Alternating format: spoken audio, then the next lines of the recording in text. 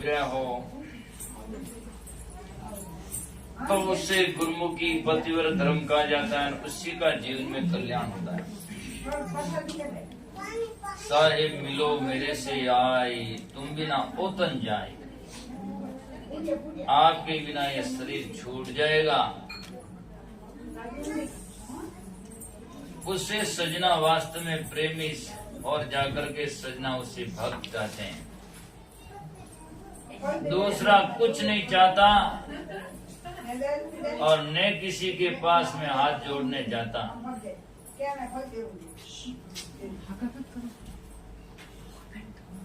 तो साहिब मिलो मेरे से आई, ऐसा जो विरही होता है तो जरूर सजना संत महापुरुष जरूर पधारते हैं।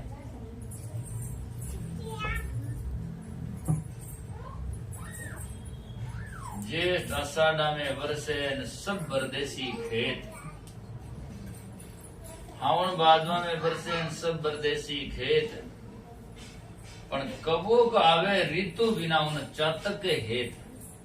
बरसात की मौसम में तो बरसात आता ही है और सब खेत भर देता है, लेकिन पपैया की प्यास के लिए बिना ऋतु ही कभी बारिश होती है। तो जब ऐसा प्रेमी होता है तो गुरुदेव को खींच करके ले आता है। प्रेम की रस्सी से कहां नहीं चले जाते हैं, और प्रेम नहीं होता तो सजना कुछ भी नहीं होता है। संतों को बुलाने की, संतों से मिलने की और आत्मा कल्याण की जिज्ञासा की रस्सी हमारे भीतर में, हम कितनी उसको सार्थक करते हैं वो हमारे हाथ में है। हम श्रद्धा से उसको मौजूद पकड़ करके, जैसे कोई पशु होता है दूर से रस्सी से बांधा हुआ होता है, खींचते तो वो आता है, ऐसे संत महात्मा तो प्रेम की रस्सी से बंधे होते हैं, बाकी उसमें कोई नहीं। इसलिए सूफी मलुक साहब ने कहा है कि पड़ा रहूं दरबार तेरे, घर का बंदी ज्यादा, नेकी कुला ले सिर ऊपर गले प्रेम का धागा, मैं तेरा दीदार में दीदार दीवाना, घड़ी घड़ी तुझ देखा चाहूं सुन साहेब प्रेमाना। आपको पल पल में जाकर के सजना 24 घंटा में नहीं आए, 12 महीना में जिनको याद न है फिर मिलने तो गए हो बाप जी, हम तो बड़े आपके प्रेमी हैं। कहाँ है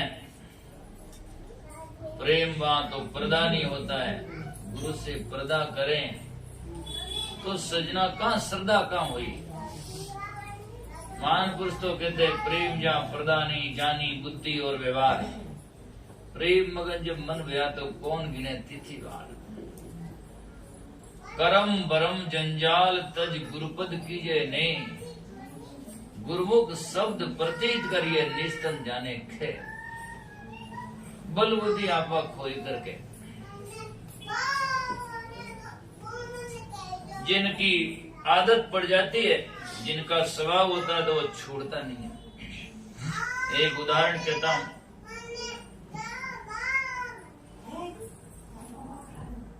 एक महात्मा जी परण कुटिया में रहते हैं, जंगल में कुटिया बनाई हुई, और पुरानी टाइम में तो सब आरसीसी का ये मकान सब नहीं होते, घास फूस की कुटिया झोंपड़ा कुटिया बनाई होती थी। आप कबीर साहब का जीवन काल देखो, चाहे मीरा का तो खैर राजमहल की रानी थी वो तो, पर आखिर में उसने भी कहा महल मालिया मुझे अच्छा नहीं लागे, संतोरी कुटिया अच्छी लागे मारी माँ, मन लागो मेरो भजना में। तो सजना महाराज परण कुटिया में रहते हैं, तो क्या सजना एक बिल्ली आ जाती और घूमती घामती आएगी। महाराज तो हृदय में दया तो होती है, तो संतों ने उनको खिलाना पिलाना दूध जो भी था कर दिया। तो सजना वो बिल्ली खा पी कर बैठ तो जाती, संत कहते चलो बढ़िया है, जानवर है बैठा है। अब क्या कि संत सुबह शाम अपनी परण कुटिया में दीपक लगाते, अपने इष्ट गुरुदेव के प्रति श्रद्धा से जो भी लगाते। तो ये अगरबत्तियां का तो सजना बाद में प्रचलन हुआ, दीपक लगाते थे, इसलिए सब वाणियों में पहले अगरबत्ती का नाम नहीं आता है। तत्का तेल दया करो दीपा, ब्रह्म अग्नि मैंने कौन समीपा। तो घी का दीपक लगाते और दीपक लगाकर संत अपनी साधना में बैठ जाते या इधर उधर, और दीपक लगते लगते लास्ट में इतनी सी बात रहती ना, तो दीपक बुझ जाता तो वो बाट में घी रह जाता, और वो दीपक का वो मिट्टी का दीपक वो चिकना रहता। तो बिल्ली है, वो क्या कि रात में दीपक बुझ जाता। पहले तो गर्म होता, वहां जा नहीं सकती, जलता। तो बुझने के बाद में उसकी बिल्ली आदत है, तो वो जाकर अच्छा दीपक को अपनी जीभ से बढ़िया घी को चाट लेती, बढ़िया साफ कर देती एकदम। महाराज देखते कि भाई क्या बात है, ये दीपक साफ कौन करता है इतना साफ सुथरा। तो एक दो दिन देखा और देखा, हमेशा वही प्रक्रिया नजर में आई। तो एक दिन महाराज ने ध्यान लगा के ध्यान से देखे कौन क्या करता है, दूसरा तो कोई आता नहीं है। तो दीपक बड़ा होने के बुझने के बाद में वो बिल्ली जाती है और उसको चाट करके जीभ से साफ कर देती है। और बिल्ली तो मांसाहारी जानवर आप जानते हैं। महाराज ने कहा कि ये हमारे गुरुदेव के इष्ट के जो दीपक लगाते हैं, वहां ये जाकर के मांस खाने वाला जानवर इसको भ्रष्ट करता है, अच्छा नहीं गलत कर देता है चाट करके। तो इसको या तो इसे बाहर निकालें। और महाराज को दया ही, महाराज ने सोचा क्यों नहीं इसको, ये तो पशु है, लोग क्या नहीं मिनट बनाए दो। तो समझाने का तरीका है कि महाराज के पास में कोई सिद्धि मंत्र था, महाराज ने जल लिया छिड़का, तो बिल्ली से औरत बना दिया बड़ी सुंदरी। अब सुंदरी औरत बना दिया तो महाराज की कुटिया में रहती। जितने में 2-4 दिन के अंतराल से कोई राजा घोड़ी पर सवार होकर घूमने आया, और घूमने आया तो देखा कि वार महाराज तो त्यागी विरक्त महात्मा, और ये सुंदर युवती कहाँ। देख करके कहा, महाराज जी आप विरक्त महात्मा रहिए, ये कहाँ रखते हो पास में। कबीर साहब बीजिक में लिखा है कि भाई सजनों, कि सन सुंदरी तो सवे नहीं संकादी के साथ, कबूक दाग लगावे अकाली अंडी हाथ। तो महाराज ये सुंदरी आपकी यहाँ शोभा थोड़ी देती है, आप विरक्त महात्मा त्यागी ये कहाँ रखते हो, क्यों रखते हो। तो महाराज ने कहा तुम ले जाओ भाई। राजा ने सोचा बड़ी सुंदर युवती है, अपन के रानी सीधो रानी, उसको घोड़ी पर बैठानी और अब अपने राज दरबार में ले चला। महाराज जी की उपड़ा खत्म ही, झंझट खत्म ही हो। तो राजा जाकर के महल में बैठा दिया, अपनी पटरानी बना लिया और वह जीवन जीती है। अब राजा अपना शाम को भोजन प्रसाद पा करके वो सो जाता है। और राजा के महल में भी सजना पूजा दीपक तो लगता ही, वहां भी लगाते हैं। अब वो बिल्ली से मनुष्य नारी रोणी बन गई, पर स्वभाव कहाँ जाता। तो राजा को तो सो जाते, राजा नींद आ जाती, और वो जाते को उनके महल में जो पूजा में रूम में जब दीपक लगता था, वही दीपक को लेकर अपना जीभ से चाट चटाकर बढ़िया साफ करके रख देती। दूसरे दिन राजा देखते हैं, पूजा में देखते हैं वो दीपक साफ क्यों हुआ। भाई रात में ये ड्यूटी कौन करता है, कौन लगाता है, क्या करता है। एक दिन देखा, 2 दिन देखा, 4 दिन देखा, आखिर राजा को संदेह हुआ कि भाई महल में तो कोई आते नहीं दूसरे, और आखिरकार ये साफ कौन करता है, कैसे होता है, इसका निर्णय करना चाहिए। तो राजा के हलकारा ने, या महल के पास में कोई पूजा रूम होगा, तो वहां भी कोई महल में आता नहीं। तो राजा ने कहा भाई आज हलकारा को बैठा है, छुपके से ध्यान रखो, मुझे निर्णय होना चाहिए, साफ कौन करता है।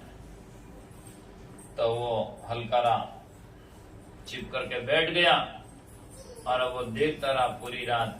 ज्यों ही राजा साहब अपने शैया पर रात की 12 बजे के बाद में भूख भूगा कर सोए गहरी नींद में, और वो नई रानी साहब उठी उठी जान जाकर के सजना दीपक ने करी झूठी, जीभ से चाट चटाकर बढ़िया।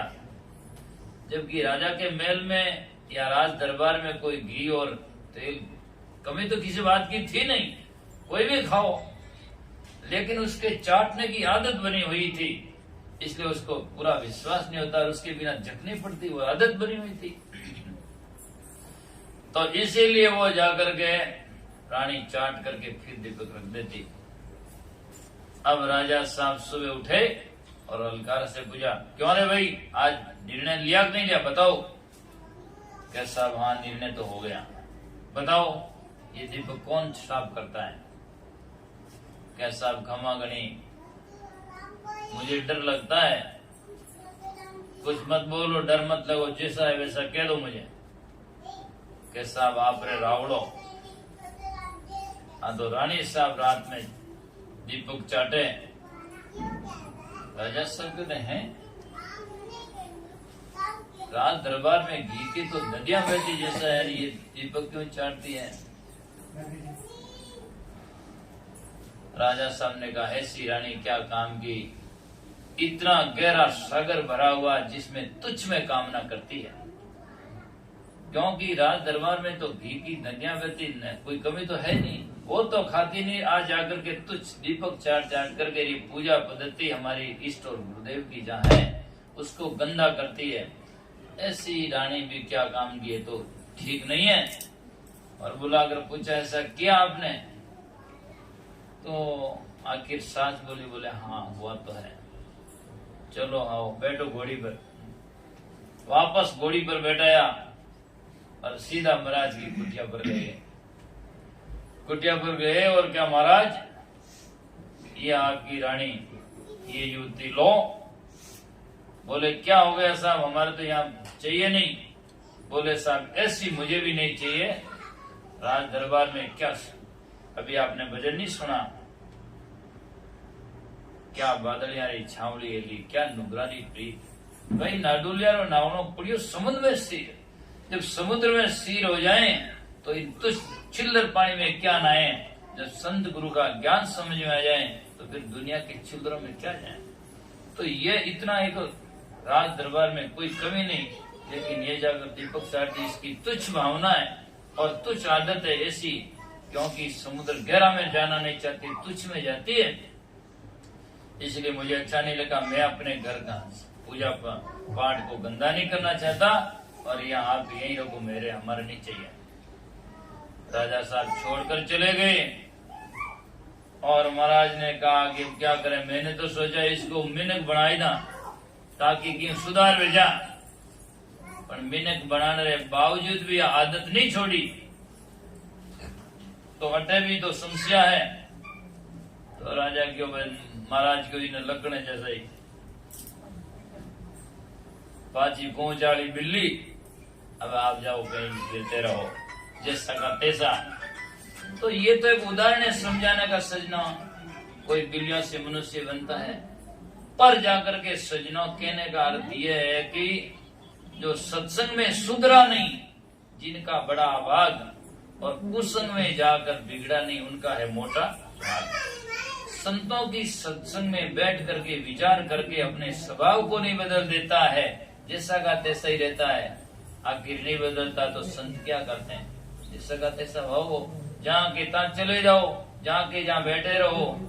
कह कबीर सुनो भाई, संतों नहीं माने उन्हें क्या ना क्या, उसको कहने से क्या फायदा मिलता है। इसीलिए शिष्य जिज्ञासु वो ही होता है, अपने जीवन में स्वभाव को बदलता है, अच्छे बुरे का निरीक्षण करता है। तो सजना साहेब आओ हमारे गए, तुम बिना है दुखिया दे। तो जीवन में ऐसा एक रस और अडिग भाव होना चाहिए। आप जानते हैं पानी में सजना मगरमच्छ भी रहता है, और पानी में कछुआ भी रहता है, और पानी में मेंढक भी रहता है, और मच्छी भी रहती है। लेकिन मच्छी की प्रीति तो सच्ची होती है, जाकर के पानी से बिछड़ते ही प्राण छोड़ देती है, उसे प्रीति कहते हैं। और मगरमच्छ, कछुआ, मेंढक पानी से अलग हो जाएं तो मरते नहीं है, वहीं बैठ बैठ आराम करते हैं, उन्हें कोई तो उनका जाकर के आधार जो एक नहीं है, उनका आधार अनेक है, इसीलिए वो जिंदे रहते हैं।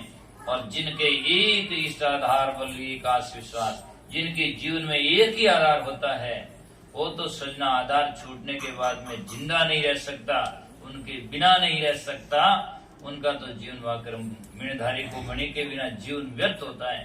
तो इसीलिए कहा कि जाकर के मेरे तो तुम एक धनी हो और सकल को त्याग, आप मिला शीतल भई नहीं तो लग रही आग। और अन्नी भावे नींद नावे तल पे मेरा जीव, जीव कामिनी कामन प्यारी पतिव्रता ने पीव। कामिनी के लिए कामी पूरी रात रात जगता है, जिंदगी भर जगता है। और पतिव्रता विविचार के लिए नहीं, अपने पति के इंतजार में उनमें उनसे सुख चाहती, बागरों से जारों से नहीं, चाहे कितने वर्ष बीत जाएं, लेकिन वो कहते मैं आपके हूं, आप हमारे एक है, अलग का नहीं हो सकता है। इसे पतिव्रता कहते हैं। जो अंश बोलूं और से तो नील रंगाऊं दंत, प्रीति लगी तुझसे मेरी बहु गुणियाला कंत। आप गुणों के सागर है, उनसे मेरी आपसे प्रीति लगी है, और अब मैं दूसरों से हंसकर बोलूंगी तो मैं काला मुंह कराऊंगा।